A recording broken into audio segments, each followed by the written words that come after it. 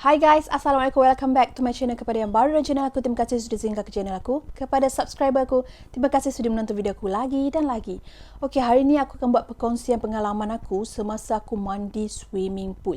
Tajuk dia macam ada ke kisah-kisah yang pelik? Okey, kisah dia sebenarnya aku nak share ni sebab ada segelintir swimming pool yang aku rasa macam something wrong. As you guys know, swimming pool kan terbuka. Kebanyakannya kalau korang pergi resort ke hotel ke kan memang open kan, open swimming pool lah.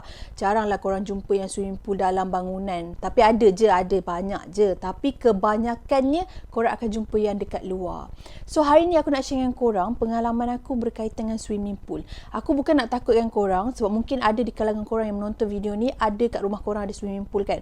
So kalau kat rumah korang ada swimming pool, apa yang aku nak nasihatkan korang buat, so korang kena tengok video ni sampai habis. Ini pengalaman aku sendiri. Darkness, my old friend, come to talk with you again. Okay, reason aku nak share dengan korang kisah swimming pool ni kan, nak tahu kenapa? Sebab ada beberapa hari lepas ada orang tanya kat aku tau. Dia tanya kat aku kalau kita mandi ni, kan aku ada post video tentang aku pergi camp yang aku mandi bogel tu kan. Okay, sebenarnya macam ni tau. Isu mandi bogel tu sebenarnya depends on korang tau. Depends pada diri kita sendiri. You guys nak mandi bogel ke, you guys nak mandi berbaju ke, nak pakai kain berkemban ke apa ke, terpulang. Tapi apa yang aku maksudkan bukanlah bererti sekiranya korang mandi bogel tu kan memang membawa maksud memang tak boleh. Bukan. Sebab since mata aku nampak, and then bila aku esok hari tu kan aku pakai kain kan, and then benda tu tak terjadi. So aku rasa macam itu salah satu punca. Tapi bukan aku menyatakan itu adalah fakta. So terpulang kepada penilaian masing-masing. Korang nak buat ke, korang tak nak buat ke, terpulang. Okay, itu pengalaman aku. Sebab macam aku cakap, ujian kita berbeza. So aku terima DM ni, dia tak condemn aku ke apa. Tapi dia cakap kat aku macam ni tau.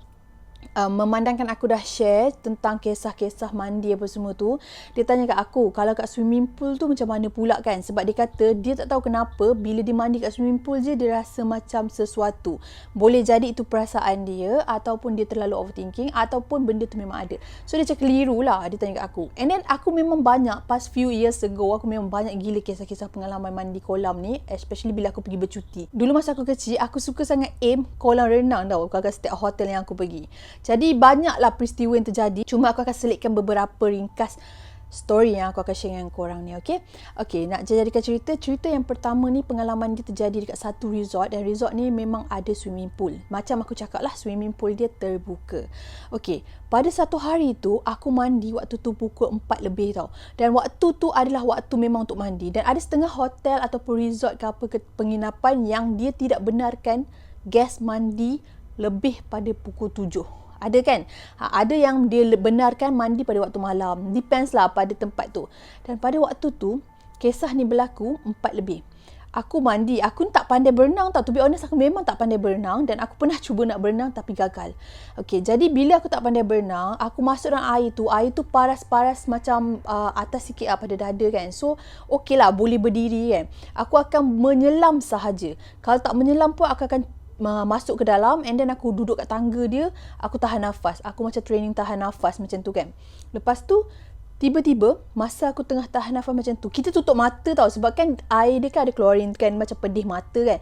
So aku tutup mata, tiba-tiba aku rasa macam ada someone pegang kaki aku tau. Memang sangat-sangat kuat. Lepas tu bila dah jadi macam tu, aku pun terus bangun berdiri. Bila aku dah berdiri, aku tengok keliling aku tak ada orang. Okay, masa tu aku mandi dengan adik-beradik aku. So aku mandi kat satu tempat kat tangga tu, dan adik-beradik aku mandi kat tempat lain. Masa tu tak ada orang lain tau, maksudnya tak ada orang luar lah. Lepas tu aku terbau satu bauan wangi tau. Memang bau dia macam bau-bau harum, nak kata macam bau bunga pun ada, nak bau perfume pun ada, lebih kurang macam tu kan. So aku macam tu. Sekali tu pemandangan aku terpandang ke satu pokok ni. Okey, kat kolam tu pula, kawasan keliling dia ada pokok-pokok. Belakang tu memang hutan. So tempat ni resort tau. Dia macam resort ni memang dekat kolam dia tu macam pendalaman sikit. Tepi-tepi tu dia tanam pokok, belakang tu memang hutan yang memang hutan kita tak tahu hutan apa. Lepas tu bila aku terpandang kat situ, aku nampak susuk tubuh seorang perempuan ni tau. Dia punya gaya tu macam dia berpakai baju tau. Tapi baju tu yang sama-sama, yang tak nampak realiti baju. Lepas tu aku nampak lah tangan dia, kuku dia panjang ke bawah kan, macam tu kan. Lepas tu dia macam pandang bawah. Dia tak pandang muka dia, memang aku tak berapa nampak. Tapi dia macam ni lah, nampak lah rambut-rambut, susuk rambut dia tu kan. Dia macam ni, dia tengok macam ni. Lepas tu aku tengok je, aku perhati je kan. Lepas tu dia angkat tangan dia macam tu, aku tak tahu apa benda, tapi waktu dia angkat tangan tu ada keluar macam asap-asap tu, dan asap-asap tu lah yang mengeluarkan bau tu tau. Lepas tu aku terus macam pusing belakang, aku pun pergi kat adik-adik aku. And then aku macam tak main lah kat situ, aku tak main kat area situ. Lepas tu masa aku tengah duduk dekat tepi bahagian kolam tu, aku perasan ada jelmaan perempuan yang dekat dalam kolam tu, dia macam, tahu tak, dia macam ikan yang berpusing-pusing yang tiada penghujung. Maksudnya kaki dia tu panjang sangat-sangat. Dia berlegar je dekat dalam kolam tu. Lepas tu kan, tak dah lama tu bapak aku macam kata, jomlah nak naik kan. Dah macam dah nak dekat maghrib kan. So kita orang pun naik lah cepat-cepat. Macam pukul 6 lebih macam tu kot. Okey, dah naik. Malam tu nak pergi makan. Lalu dekat kawasan kolam tu.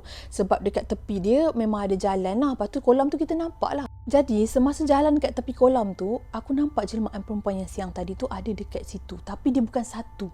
Dia ada banyak. Bila aku dah nampak macam jelmaan putih-putih macam tu, aku pun toleh ke tepi. Aku pun jalan. Lepas tu terdengar macam suara panggil nama aku tau. Dia panggil sayut-sayut je nama aku. Jadi aku macam, uish, macam dia tahu nama aku ke? Macam tu lah konon-konon kan. Padahal kita dah biasa kena benda macam tu. Tapi aku rasa macam terfikir macam tu. And aku terus jalan. Aku buat tak tahu je. Aku tahu dah itu gangguan. Okey, itu pengalaman yang pertama dekat resort tu. Memang kisah kat kolam lah. Yang itu yang pertama. Yang keduanya terjadi dekat tempat penginapan jugalah. Di mana aku tidur dekat satu hotel ni.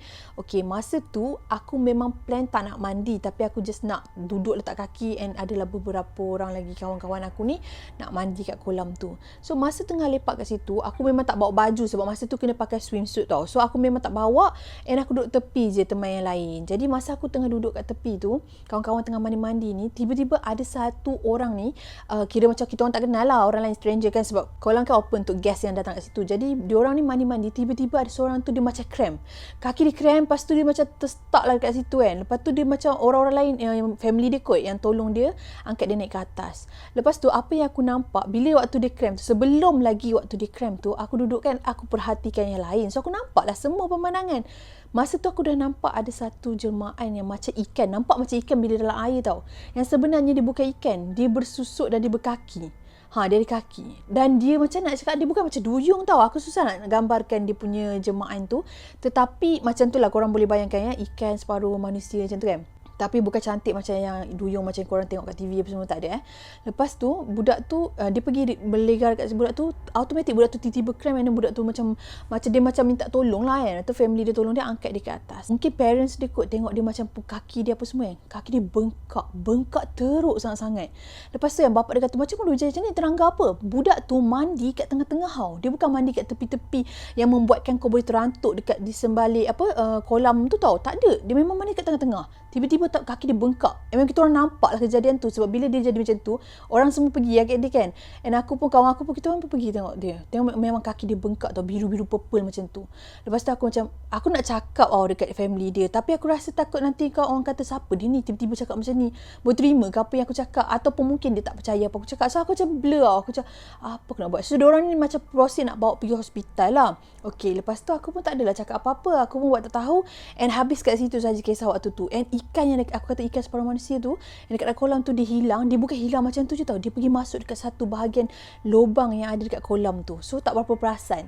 And waktu tu kita orang dah naik semua, dah balik hotel semua. Malam tu nak keluar. Masa sebelum nak keluar tu, aku terserempak lah dengan family yang tadi mandi kolam tu.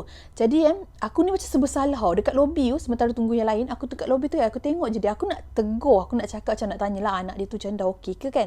Tapi aku macam takut. So aku diam lah. Lepas tu tak lama lepas tu ada orang yang sebelah tepi aku tu dah tak ada. So aku tinggal dengan bapak orang tu kot. Bapak, aku tak tahu bapak ke saudara dia ke apa ke. Lepas tu kan aku tiba-tiba jadi macam ringan mulut. Aku nak tanya, cik, tadi yang anak ke siapa ke yang kat kolam yang tadi kaki bengkak tu kan? Dah okey dah? Lepas tu dia cakap, itulah bawa pergi klinik dulu tadi. Tak sempat nak pergi ke hospital. Nanti bawa pergi hospital. Tak tahulah bengkak tu lah dia seronok sangat apa semua dia bebel-bebel. Lepas tu aku pun, aku pun diam lagi. Aku tak tahu lah, aku nak cakap tapi aku sebersalah sebab benda yang aku lalui, benda yang aku nampak, bukan semua orang boleh terima dengan hati yang terbuka tau. Sebab benda ni kan macam setengah orang akan anggap macam gila ke budak ni macam tu kan. So aku macam fikir-fikir, lepas tu aku cakap macam ni, kalau macam tak okey sangat malam ni, cubalah try baca-baca apa-apa surah ke kat kaki dia. Sebab takut kan ikut benda-benda lain. Lepas tu pakcik tu macam pandang aku. Tu dia kata tak apa, dapat pergi hospital. So aku rasa macam dia ni bukan jenis orang yang percaya kalau aku cakap aku nampak something ke apa kan. And aku pun aku macam tu je lah kan. Aku dah macam malu tau. Lepas tu habis kat situ je cerita dia. Aku tak adalah macam lebih detail. Sekiranya lah aku encik tu tengok aku punya YouTube ni kan. Tapi itulah dia cerita dia. Benda-benda yang kita tak nampak ni kita tak tahu tau. So bila aku nampak, susah lah aku nak cakap. Sebab tu lah reason dia kenapa bila aku ada masalah apa-apa, orang lain berkaitan sekeliling ke apa yang orang aku tak kenal, aku nampak apa ke, aku takut untuk bagi tahu dan aku takut untuk cakap apa yang aku rasa, apa yang aku nampak. Sebab nanti orang akan ingat aku tak betul. Ni satu lagi kisah.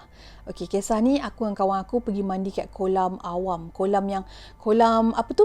Ala belia yang macam orang memang mandi untuk training sukan apa semua kan.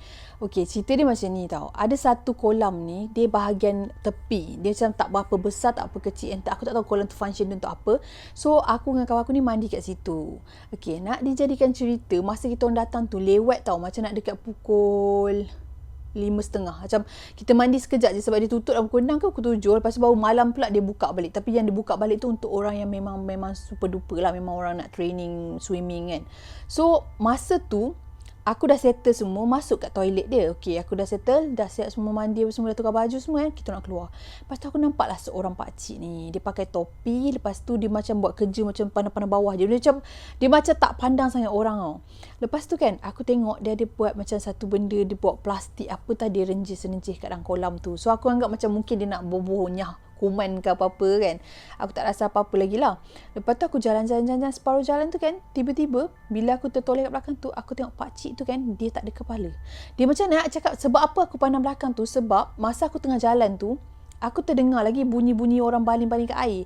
Lepas tu aku dengar macam senyap. Aku pandang lah. Bila aku pandang, aku tengok pakcik tu tak ada kepala.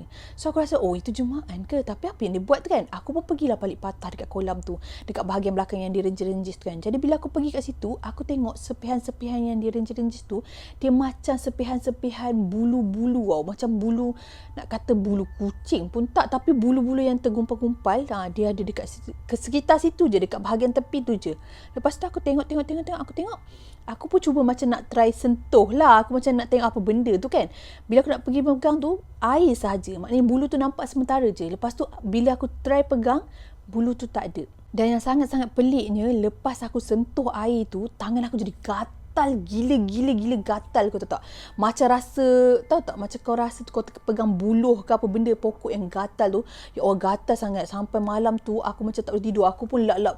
Kan orang kata kalau kita terpegang buluh ke apa yang gatal, kita ni kat rambut dah. Aku buat tak hilang. Tangan aku jadi macam merah, sangat-sangat teruk. Lepas tu aku tak tahu macam mana malam tu. Aku rendam dekat dalam air, tak jadi juga. Lepas tu malam tu memang aku ada mengaji. Kita orang baca Yasin ramai-ramai tau. So waktu baca Yasin ramai-ramai tu kan, auto tiba-tiba tangan tu hilang. Dia tak rasa apa-apa dah. Aku tak tahu kenapa apa yang aku nampak tu dan kenapa benda tu jadi macam tu. Kenapa dia jelma dengan cara dibubuh sesuatu benda. Aku tak tahu maksud dia apa. Tapi itulah yang aku lalui. So kan, setelah aku kaji kisah kolam ni, sebab okey macam ni lah. Bila kita nak mandi kan, swimming pool kan, kita kena banyak baca doa tau. Sebab dia terbuka. Korang kena fikir tau, open swimming pool. Bila open swimming pool, dia terdedah dengan suasana keliling. Itu tak termasuk lagi kalau haiwan-haiwan kencing dan sebagainya kan. Kita tak tahu. Tapi ni ceritakan berkaitan dengan benda-benda yang misteri, mistik yang kita tak tahu sebenarnya ada ke tak ada. So itulah risiko dengan kolam tau. Sebab tu kalau nak mandi kolam, kena baca doa dulu. Macam aku, kalau aku start nak mandi tu, aku akan baca ayat kursi dulu. Aku baca ayat kursi je. Tapi kalau korang tahu ayat-ayat khusus kan, doa-doa khusus, boleh share kat ruangan komen bagi semua orang tahu. So aku akan selitkan satu lagi kisah tentang swimming pool. Sebenarnya ada lagi tau. Kalau korang rasa macam benda ni menarik, aku akan share lagi lah untuk part tu. Tapi kalau rasa macam cerita ni hanya sekadar cerita biasa, aku tak teruskan cerita lah. Sebab pengalaman kolam ni banyak. Sebab aku biasa pergi kat hotel pun memang aku aim kolam. So macam-macam jemaah lah aku nampak. Jadi aku share mana yang done je, okay? Yang kisah terakhir ni terjadi masa tu sama juga. Aku pergi bercuti dekat satu hotel ni and pergi mandi kolam. Okay, masa ni first aku mandi tu memang ramai sangat guest-guest lain mandi juga. Jadi waktu mandi tu tak ada apa-apa mandi apa semua. Sampailah tinggal segelintir guest je yang ada kat situ. Jadi aku macam biasalah, aku cakap aku tak pandai berenang kan. So aku akan duduk kat dalam tu, aku tahan nafas. Aku train untuk tahan nafas. Masa tu aku buka mata tau. Sebab bila kita dah lali mandi, memanglah ada dia punya klorin tu kan. Bila kita dah start buka mata, lepas pada tu kita dah terbiasa buka mata. Tapi aku tak buka luas lah. Aku macam buka sikit macam tu kan. Jadi kan bila aku mandi kat dalam kolam tu, okay, aku nampak lah pemandangan air tak berapa bersih sangat pun kan. So bila aku tengok-tengok sekeliling tu, Okey, aku dah nampak beberapa jelmaan. Rupa-rupanya kat dalam kolam ni, setiap kali aku mandi, aku rasa memang ada dekat dalam kolam tu. Memang ada. Sebab aku nampak tu kan susuk-susuk yang memang ketara. Nampak macam ada yang macam ikan separuh, manusia separuh. Ada yang nampak macam betul-betul jemaah manusia. Tapi tak cukup sifat. Contoh dia kan, dia macam mandi, dia macam tengah mandi tapi tangan dia tak ada. Tahu tak, dia bukan satu, dia macam banyak pemandangan tu kat dalam air. Ni aku cerita dalam air, tapi yang kita tak nampak dengan mata kasar. So bila aku cerita aku memang yakin. Lepas tu aku pun bangun. Yelah, aku mana tahan nafas lama-lama. Bila aku bangun tu kan, aku rasa macam sesuatu yang lain. Lepas tu aku tengok orang dah berkurangan, tapi still lah ada bapak aku kan, mak aku apa semua, adalah beberapa orang yang mandi dengan aku tu. Lepas tu aku pun okey, aku stay sekejap. Aku tarik nafas, aku menyelam lagi.